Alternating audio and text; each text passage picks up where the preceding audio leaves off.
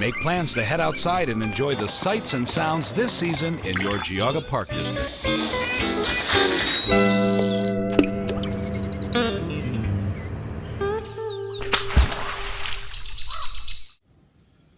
That you feel compelled to comment upon the evidence and testimony presented to this court. Deputies Graley, Seaborg, Keogh, and Vetter testified regarding their respective roles in the investigation of the murder of Daniel Ott. Without hesitation, the court must say that the investigation was comprehensive and extremely competent. I cannot think of any other case that has come before this court in which the investigating officers have been as diligent and thorough as in this case. I do not agree with the assertion that the investigators arrived at one theory and only sought evidence that supported that theory. A number of theories were considered and myriad leads were followed as the investigation proceeded. The testimony of Mary Ann Ricker was chilling, but certainly credible. I cannot imagine the terror that she felt the morning of May 26, 2006, and the tremendous grief at the loss of the man she loved. I must admire the strength she showed in coming to this court and describing the events of that night. Retired Detective Keith Levan's testimony was enlightening. Detective Levan provided the necessary background information to establish a context for the testimony of Richard Carter. It was clear to the court that Detective Levan was cooperative with the Geauga County investigators, but that he was primarily a conduit of the information being provided by others. The testimony of Eli Yoder was of limited value. Understandably, Mr. Yoder could not say with certainty that when he saw someone parked by the oil or gas tanks that it was on the morning of May 26, 2006. At most, Mr. Yoder stated that it was around that date and that it was springtime. Mr. Yoder was unable to describe the person he saw and talked to, nor could he describe the car in which the man was sitting. Mr. Yoder did not observe any additional passengers in the car, nor did he say that he saw anyone wearing bloody clothes or changing clothes. The testimony of Charles Jason Harvey was also of limited value.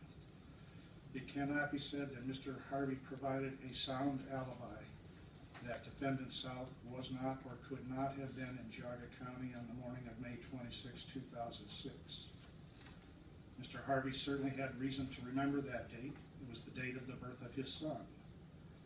That being said, Mr. Harvey did not claim to have seen Mr. South in Springfield, Ohio on that date. At most, Mr. Harvey stated that if Mr. South had failed to appear for work on May 26, 2006, Chad Millay would have advised Mr. Harvey of South's absence.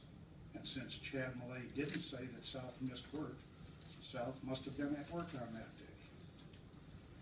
Essentially, the claim of an alibi rests upon the contention that Chad Millay, who is unavailable as a witness, did not tell Jason Harvey that Mr. South was absent from work.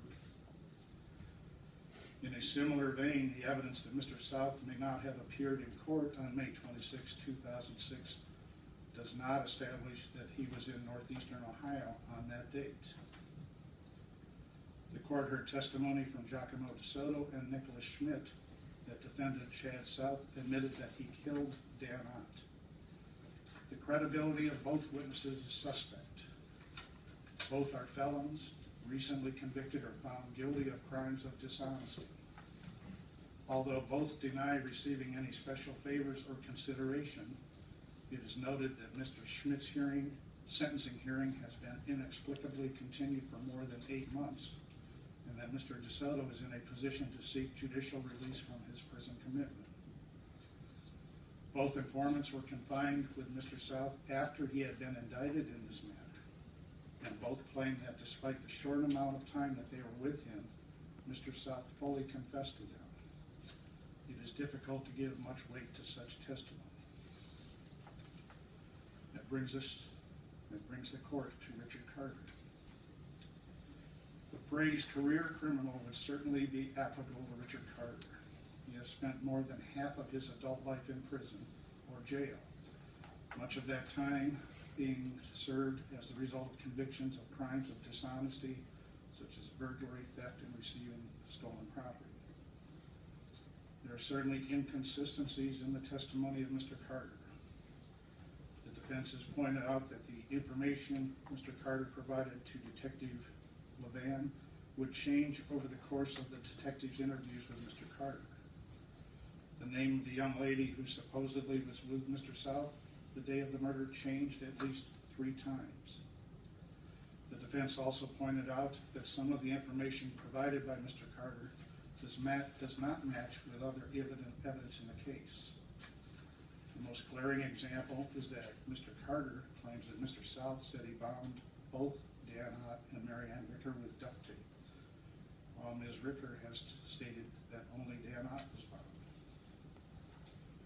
When asked about the inconsistencies, Mr. Carter's response was that he was only stating what Mr. South had told him at the time. Mr. Carter has been consistent in his testimony that Chad South told him that he had been hired to kill Dan Ott. He went into a house in the early morning hours on May 26, 2006 to kill Dan Ott.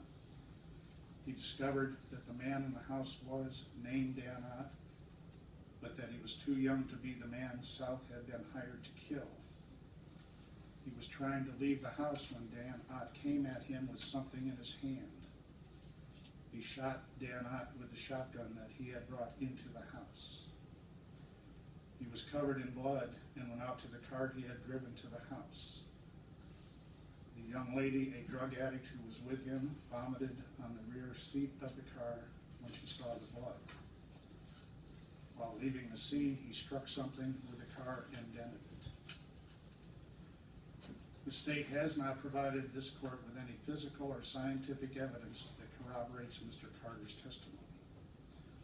The state has provided some limited evidence that supports some of Mr. Carter's testimony.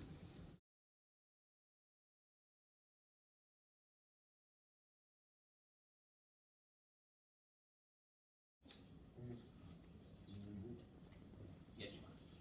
We'll take Mr. South down to the basement and can move into the basement.